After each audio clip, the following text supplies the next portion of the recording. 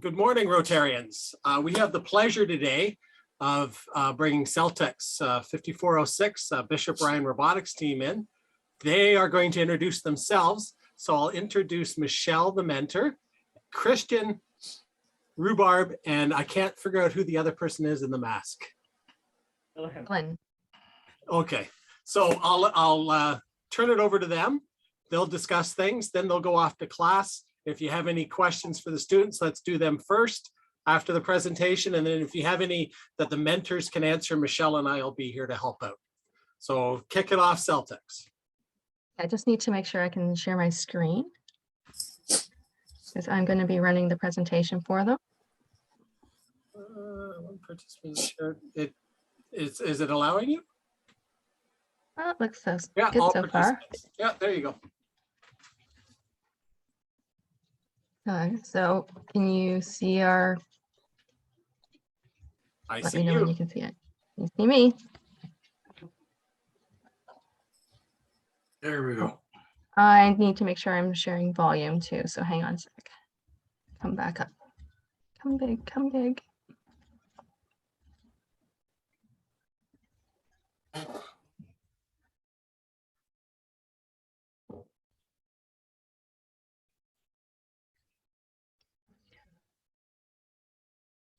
Sound there. Okay. Should be good to go. Hi, we are Celt-X, and we are excited to be able to share a few exciting things that we've been working on. Our presentation will be around 10 minutes, after which we would love to chat more about any of the items and answer questions. To start off, I'm Christian. I'm a grade 11 student, and this is my third year on the team. I've never been to an official FRC competition. Hello everyone, my name's Rhubarb. I'm in grade 12 and this is also my third year on the team. Unfortunately, I've never been able to go to a competition either. Hello, my name is Dylan. I'm a grade 12 student and it's my fourth year on the team. And I was fortunate enough to attend a year of competitions and it was such an amazing experience. I'm going to start off with a recap of our 2021 season. The 2021 season first offered 3 unique online challenges for teams to enter into. Celt-X competed in all 3 and was the only team in Ontario to win awards in each event. For the judged awards, we presented our 2020 robot Mo, and we highlighted mechanical and software features on our robot to a group of judges. We ended up being one of the 4 teams in Ontario who won the Intelligence Award. For the game design challenge, we were tasked with creating a brand new FRC game from scratch. Overall, we won the concept award, and we ended up grabbing a spot as the global semifinalists. Finally, for the innovation challenge, Celt-X was given the challenge of creating a new product from scratch. Overall, we ended up being a world finalist, one of the top 20 teams in the world.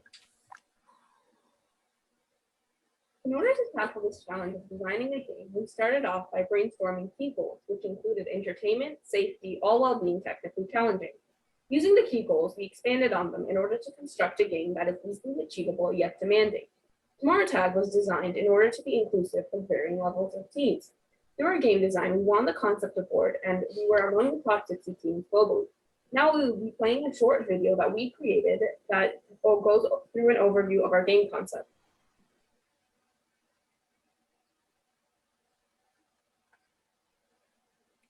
There's no sound. Hang on.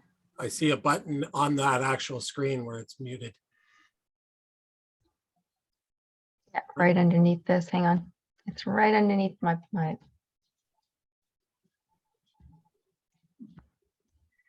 Let's start that again.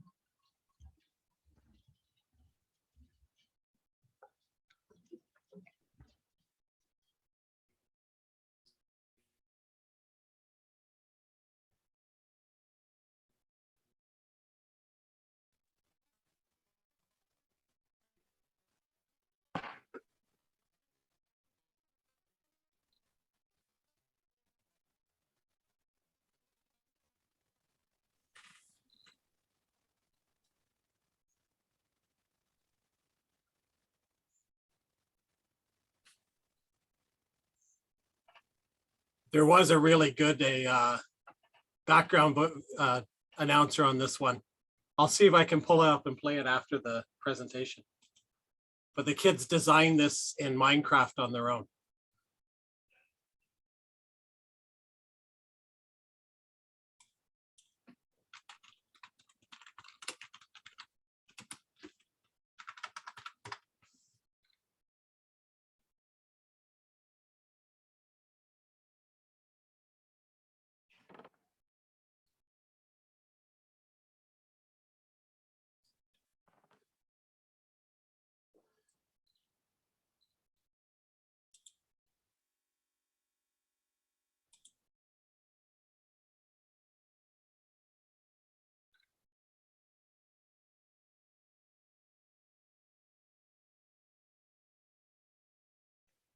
This is a game simulation that we also made so that we could practice the game and do strategy.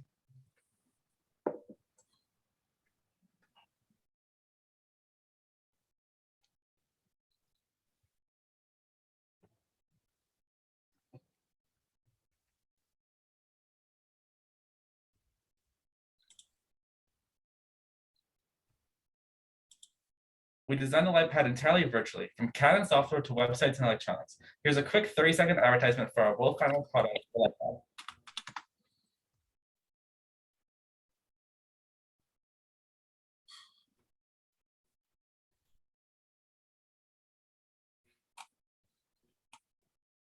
Michelle, is there supposed to be sound with this one? Oh, yeah, there is, sorry. But when you share your screen, if you stop this and unshare your screen and try sharing again, there is a box at the bottom left-hand corner to say share sound. Did you hear the sound on the last one? No, No. Oh, okay.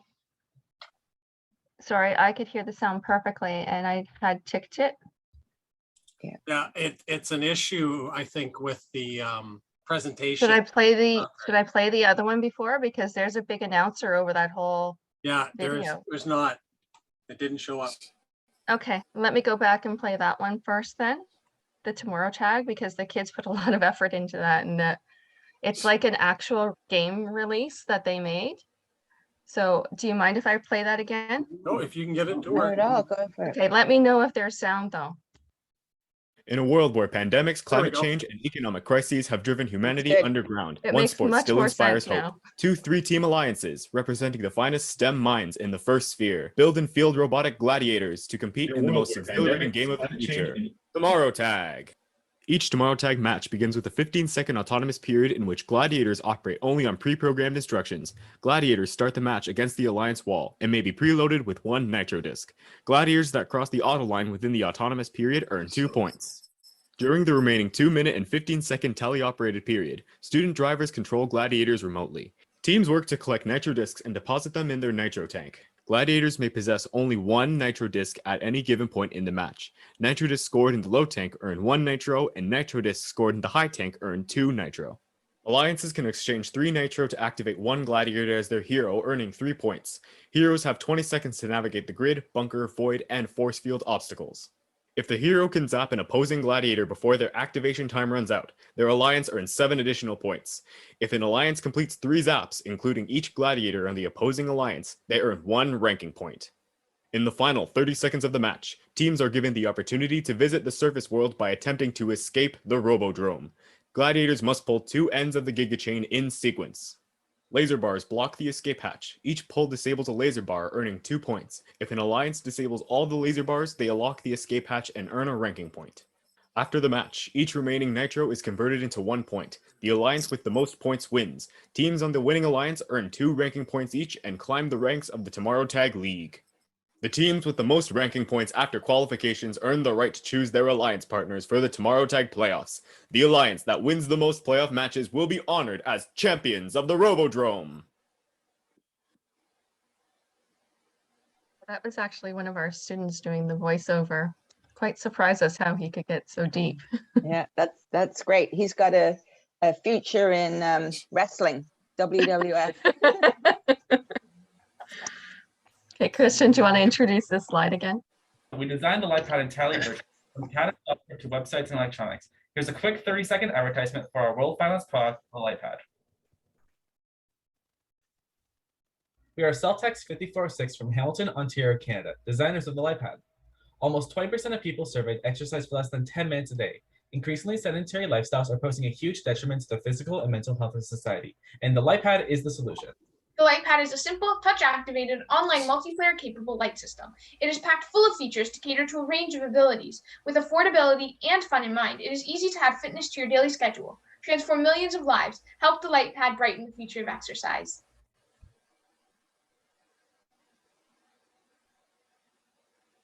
Over our preseason, we have made multiple appearances on First Canada Live to talk about our robot and our projects from the virtual season. We also held Friday social meetings every week, where we all have fun, carefree meetings, where we all chat and play games such as Pictionary and Among Us. Apart from that, our team has mastered online meetings using different online collaboration tools such as Zoom and Microsoft Teams. In addition, we've also had online CAD programming, media skills training, and safety training, where the students learn about safety and get started on learning about the different sub-teams. As we come out of the virtual season, we started a mix of online training and in-person labs at the Robodrome. Through our time online, we've learned that training at the comfort of our homes made training easy and accessible for all. During our preseason, we started with about 2 meetings per week, where we recruited new students and started to train them in safety and skills they need for the season. We've also held multiple team building events to break the ice and grow stronger as a team. Going into the build season, we will be holding about 3 meetings throughout the weekdays and Saturday meetings. We will be building a robot for the season. This includes coming up with strategies, designing the robot, manufacturing, programming, lots of testing, and lots of practice to be the best we can for the competition season. This competition season, we plan on attending 2 district events, and we aim to qualify for Ontario Championships and the World Championships. To end off our season, we hold a year-end banquet to celebrate our team's success and hard work throughout the year. We also showcase our robot and our team at many events to outreach FIRST and STEM to the community. In addition, we hope to enter some off-season competitions and make some fun projects. This season, we have 2 planned events that we're going to go to. We hope to compete at Trojan College, events at Barrie, and the competition at Windsor. We strive to excel at these events and qualify for the World Championships and the World held in Houston, Texas. The Robodrome is our home at Celt-X. The HWCDSC has generously given us space in a former elementary school, which we have transformed into a robotics center of excellence. We take considerable pride in being able to open the Robodrome to other teams. The Robodrome is outfitted with a full state-of-the-art machine shop, featuring powerful machines such as a laser cutter, CNC router, bandsaws, drill presses, and more. It also includes a full practice field and rooms for some of the board teams. The Celt-X lab is where all of our meetings take place, where we house our parts and materials, and where we come together to build robots. Robots are expensive. Each year, our team has expenses around $80,000 to $90,000. In order to assist with these costs and help build community connections, we asked our students to each raise $200 for our team.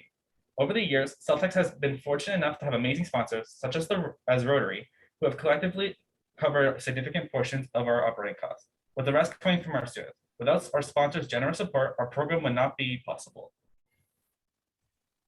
Hey, Ruba, what makes Celt-X special? Well, to answer that question, what makes Celt-X special, we are a team that shares. An important event that we host is First Aid. It is held a couple weeks before competition season. We invite teams to the Robodrome and help get them ready to compete, whatever they need. One team brought all their electronics in a bag. Another had their robot as a box. Some have programming and auto issues. No matter the problem, we are there to get them through it. Our goal is to have every bot on the field practicing by the end of the day. We even provide follow-up service if they need more. Similar to this, we have the roving repair team. It is essentially first aid at competitions. We go to each team and see if any assistance is needed and go from there. This is what we do. This is Celt-X. We would like to thank you for your previous support and would appreciate your continued support. If there are any questions or comments that you may have, we would love to chat about them now.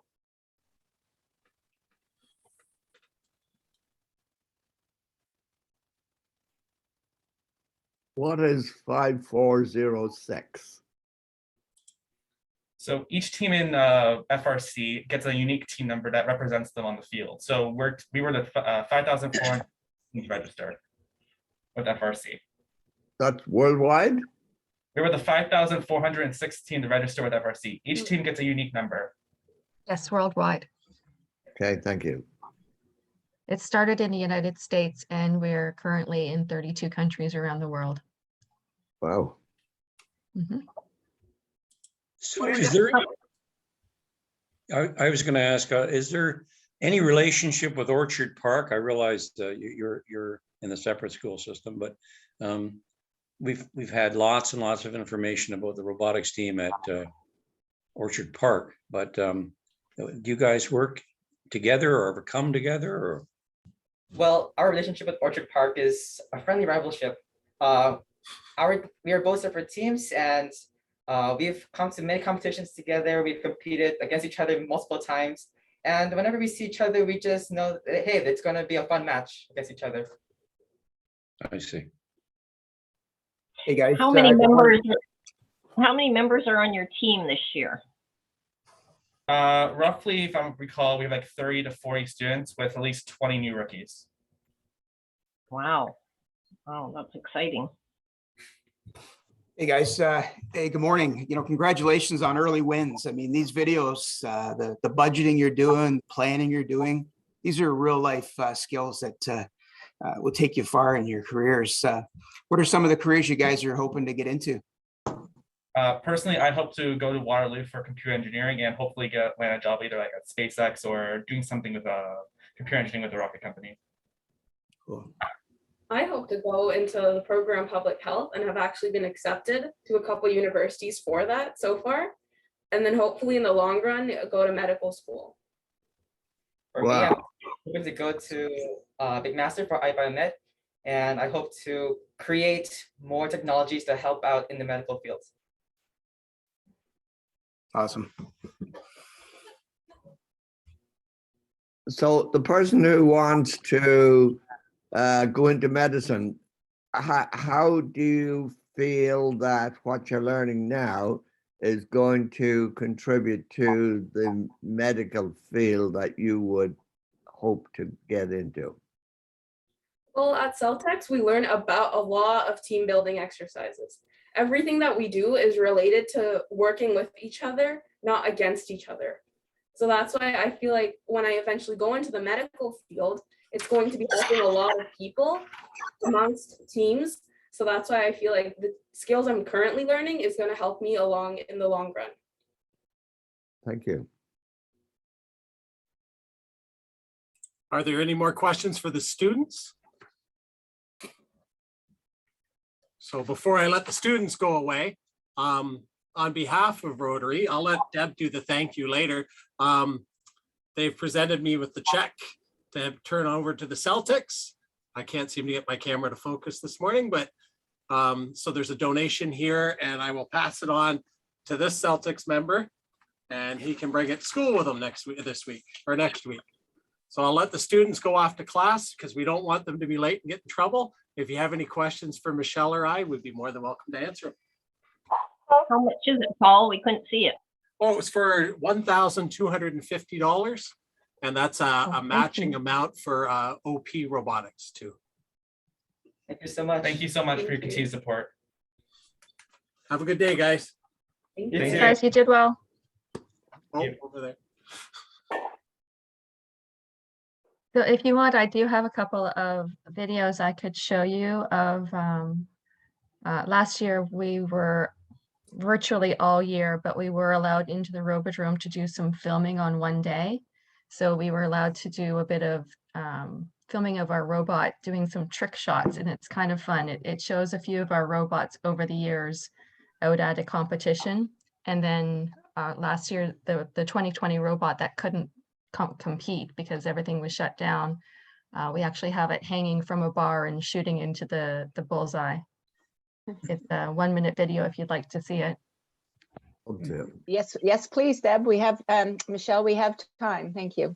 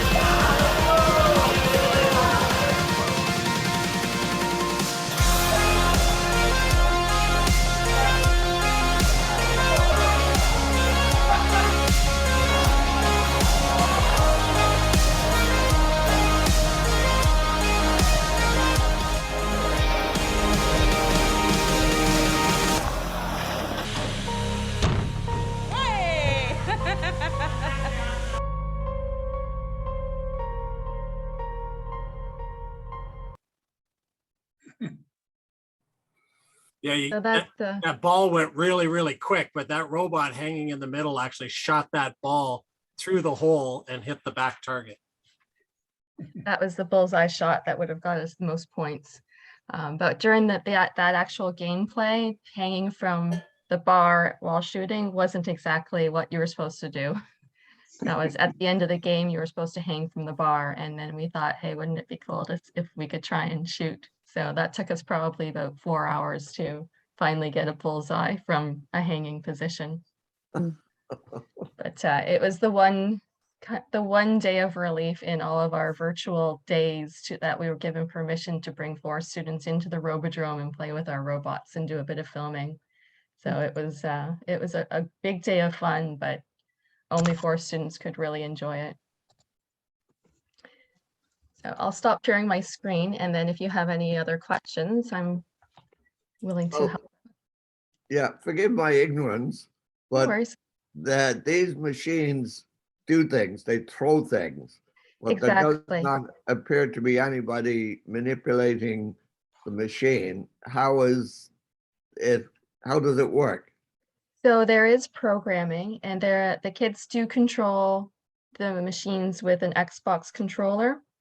The games that we play are 2.5 minutes long. The first 15 seconds are played autonomously. So we put in programming and the robot runs by itself and tries to get particular scoring points for the first 15 minutes. Usually in the first 15 minutes, the points are double what you can get. So if you can get your robot to actually do an auto program and get points, it's really worth it.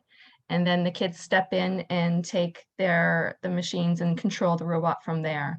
So the final 2 minutes and 15 seconds is all controlled by the kids. If you saw in the game that we were doing, behind the 2 end walls, there's usually 3 teams that play against, there's 3 teams that form an alliance, and they play against the other 3 teams on the opposing side of the field. So each match is a combination of 6 random teams that come together and play a match. So what you write the students write the programs.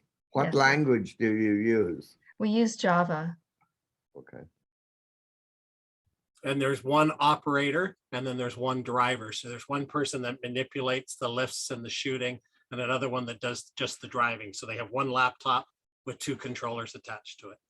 Yeah. So it's serious teamwork because it's the 2 of them. Then they have a coach behind them, and then they're operating with 2 other teams. And those 3 teams are rotated. So every match you play again, like every competition you go to, you have a match with and against everybody there at least once. So it's a Yeah. randomized thing. It's very interesting. That's where the cooperation and the lack of rivalry comes into play. Yeah.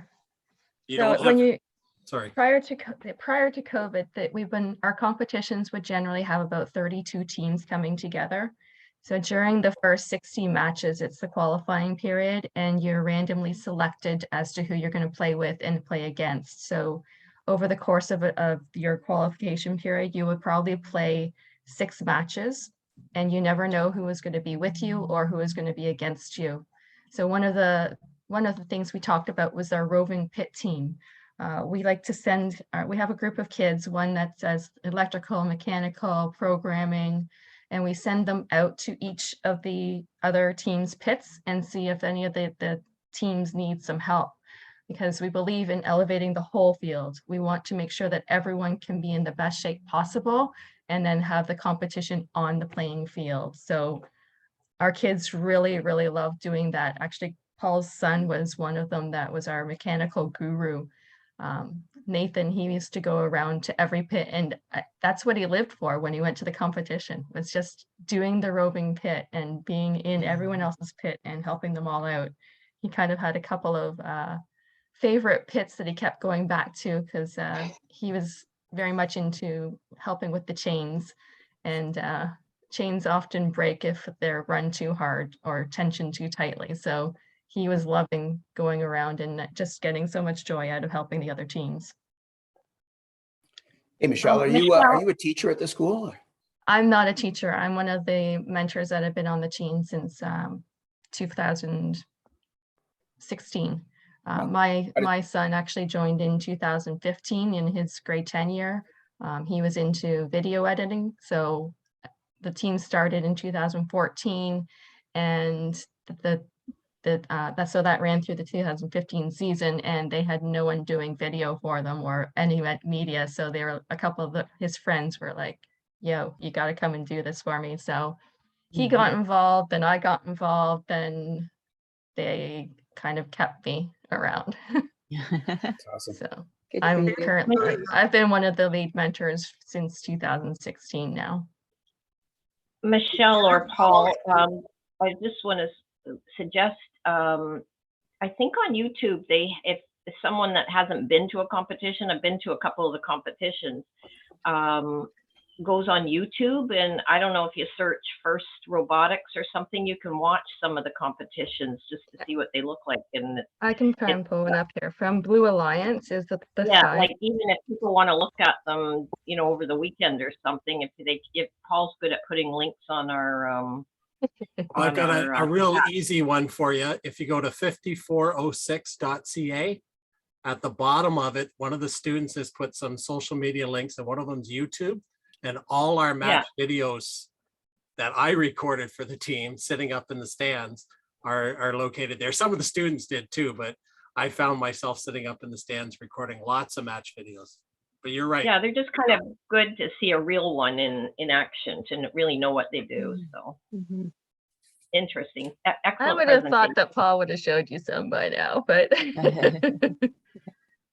yeah, well, Michelle, you may not know this, but the club that you're with today is a new club. We're a combination of the Hamilton East Wentworth Rotary Club and the Stony Creek Rotary Club. So Bob, who asked the question about Orchard Park, did so because the Stony Creek Club has, excuse me, sponsored the Orchard Park robotics team for a number of years. And of course, the Hamilton East Wentworth Club has sponsored your team for a number of years. So it's really quite exciting now that the club has come together and agreed to continue supporting both teams. I'm not quite sure what we're going to do when they're in the championship together. So that's our goal. That really is. So 2056 is the only team around in the public board in Hamilton. They are an amazing team. We actually aspire to be more like them. And when they go to competition, they're like flawless. So we know Stan, and we've done a lot of things together. We do Hamilton Maker Fairs, and we've had their team come out to demonstrations with us. That video that I showed you, we brought 3 of our robots, and there was 3 other teams there as well. Not even just from Hamilton. Makeshift from St. Mary's was at that one, as well as a couple of teams from out of town Mississauga area. And we've even had some come in from London that have helped us out with demonstrations around the city. But each team, all we want to do is make sure that the message of FIRST is spread and try and spark an interest in STEM with these students and get them, we like to give them the life lessons that they're going to need to carry on and be leaders of the world when they get out into the business world. So. And the students weren't aware of it, but when they formed Celt-X 5406, because they were all in elementary school at the time, OP, Orchard Park Robotics, actually came in and had a business meeting with the rookie team of 5406 and helped them lay out some plans and how to get into FRC. Yeah, I attended that meeting. Great. But yeah, they've been quite helpful for us. They're an amazing team. Each year they also hold a conference that brings together mentors from teams around the area to do presentations and help other teams figure out the bits and pieces that they're struggling with, so that all of the teams can gain something and move forward and help as many kids as possible around the world. That's great.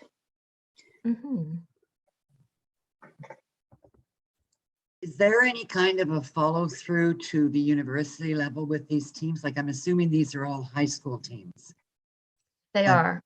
Is there any kind of a connection to similar organizations at the university level, or do these kids have to either stay attached to their high school group or drop it kind of deal?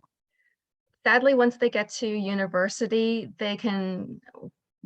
there's no connection to this program. So it was founded in the United States, and they do have 4 subgroups, but they all start at junior kindergarten and go up to high school. Once high school hits, I know that each university has their own little robotics clubs that are going on there, but it's not associated with FIRST Robotics any longer. We do try and encourage them to come back and join our meetings and come back and mentor kids. We do have a couple of kids that are at Waterloo this year and have been joining us virtually because they can. And we really try and make sure that they settle into their studies the first year. And then after that, if they want to come back and help us out, we're more than willing, as long as they can keep both going. But we actually strongly discourage them to focus on themselves for their first year at university and get involved with the school that they're at, and then keep this on the side burner and come back and eventually, hopefully, we get them back as mentors.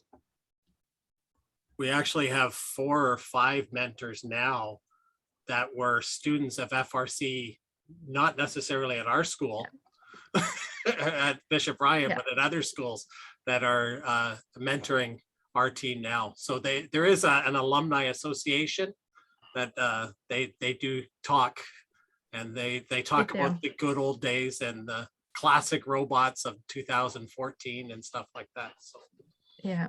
And that's what makes our team better, because they know the history, and they can infuse this love and passion for FRC in the kids, and the kids, they don't even know what they're walking into the first day. And then these young mentors just start gushing about all of the games and what they've been through and their experiences. And you just watch the grade 9's eyes get wider and wider, and you're like, yes, we've sucked them in. Let's take them the right. So that's the really cool part why I stay around. It's like just watching that light bulb go off behind their eyes. Great. Any more questions? Yeah, Michelle, do you do actual teaching? Do you teach the students? As a mentor? I'm not an official teacher, but yes, I am one of the lead mentors. Currently I have a lot of hats on. So I do a lot of the administration work, but I also help out with, I kind of run the media section, and then Paul, when he comes through, he helps us with that. And at competitions, Paul is a great help because I can't be in 2 places at the same time. So he does half of it and I do half of it. I also help them out with programming, design. I run the safety program. So when we pull all the teams in to get them trained on our machinery. I'm one of the lead mentors that sets up all the paperwork and gets out all of everything, get it all organized. Usually we do some sort of a project. So this year we did a catapult. So we had the kids actually run through all of the machines, but in the meantime, they were making particular pieces on these machines, and then they put it together and made a catapult that they could take home with them. What's your technical background? Business. Okay. So I was business and science. I was an analyst for 20 years in Toronto, and when my kid was in his last year at university is when my company decided to move to Markham. So they severed off all of the middle management groups, and myself as well, because they were going further away from my home and they knew this. So they gave me a lovely package so I could stay home for a year. And that's kind of the year that I got sucked into robotics, and I just haven't left. So she's being kind of modest too, because the team did some grant proposals and received a grant to put CNC machines in very high-tech lasers and things in there to build stuff. And Michelle and Mr. Pinto and Brendan got into how it works and learned how to run the machinery, and they've taught the kids, and they make all kinds of neat things. Unfortunately, my desk at home has a whole bunch of it, but I don't see any here on my desk here. But like learned how to use laser cutters on wood and plastic, and taught the kids how to do it. So she's being Yeah. modest. She's learned, she We- does, the hats that she wears is numerous. We did, the machines came with no instructions, so we literally had, we had to learn them ourselves. We've rewired them all. Since with COVID putting us all at home, we were all like itching to get back there. So as soon as the board said that some of the mentors could go back in and start prepping the machines again, we did. And we rewired our laser and added probes. I don't know if any of you are into machining, but we added a Z probe so that our laser, we could just do a one-touch button, and we programmed it so that there's a nice big button on our computer system so that you can just press it and it will do a lovely Z zeroing for you and things like that. So we did go in and make sure that all the machinery was up and running and in good order. And of course, to do that, you have to play with it a little bit. So we got to get our robot on while the kids were waiting for us to get everything ready for them. Yeah, I believe that the three main mentors, for every hour the students put into the program, I think the mentors put about 10. And it's all unpaid, it's all volunteer. Even the one instructor or the one teacher we have, Mr. Pinto, this isn't like extracurricular activities that he gets paid for, gets credit for. So. They're lucky Yeah, to we have you, have- Michelle.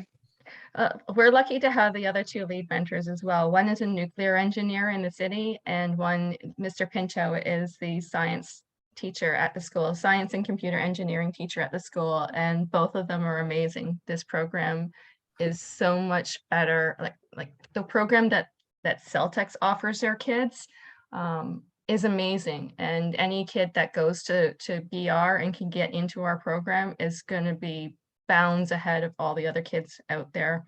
I'm not saying it on other robotics teams, but in general, we've had students that have come through our program and gone off to college and university, and they've contacted me and they're like, Michelle, I'm so bored. This is all stuff I've already learned. And I'm like, you know what? This is your gravy, ride it out, get great marks, because it's going to get hard.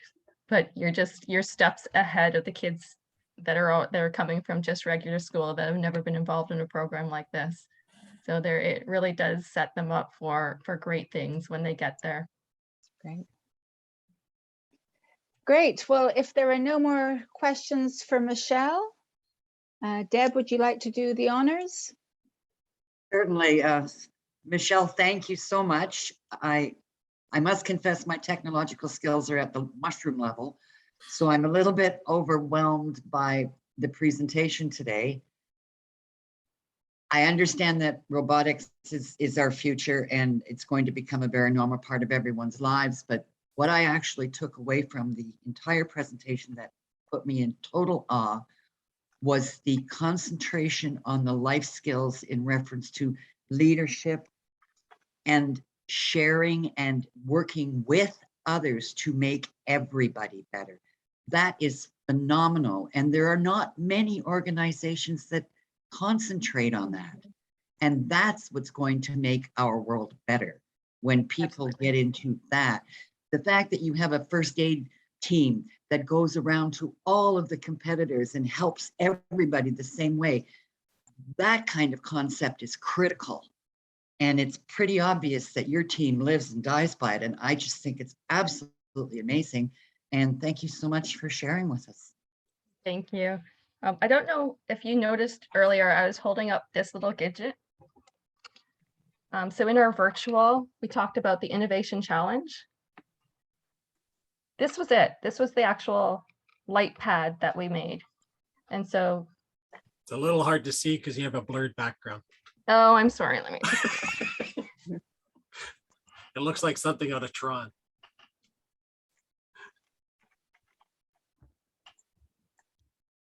There you go. There you go. So this was the gadget that they actually made, right? So this cover was 3D printed, right? It was just a shell. And then we've got the electronics inside, and I don't know if you can see, this is a PCB board, and then there's 6 PCB boards on each of the sides of it, as well as lighting inside. So it was controlled through a website over the internet. And that was the Innovation Challenge project that we did that took us to the World Championships. There was 20 teams in the world that made it to that level. And this was our little gadget that the kids made to get us there. That's amazing. Terrific. And if you watch Facebook, someone's copied it and they're selling a product Yes, like it now. yeah, nanolight, well, somewhat. So there's a couple of companies out there, one that does it in the sports facility and one that does it as lights on your wall. So it's a light pad thing, but it's also, we combined it and made it a game. And we had programs on the internet so the kids could actually connect on the internet site with each other, have these pads in their homes, and then play games with each other from their own homes with each other. So they would hit the light on their end and it would turn the light on the other kid's end so that they could play back and forth, and like sort of Simon Says, who whenever they turned their light to red, the other kid tried to turn it back to blue and things like that. So it was just phenomenal what they went through in the virtual year. Yeah. But thank you very much for having us on. I really do appreciate it, and your kind words and acknowledging that, yeah, the difference of our team is that we try and share everything, and we try and prepare these kids to be the best that they can be. So thank you so much for having us on and for your generous donations over the years. Well, you're welcome, Michelle. That's terrific. Thank you. And we appreciate the youth coming out so early this morning. We're going to move on with the rest of our meeting. Okay. To wrap up, you're welcome to stay with us, but if you need to get on to other things, feel free to drop off the call. It's up to you. We'll be wrapping up at 8:30 this morning.